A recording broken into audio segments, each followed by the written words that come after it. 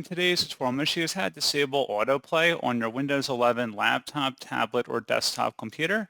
So this should hopefully be a pretty straightforward process here, guys. And without further ado, let's go ahead and jump straight into it.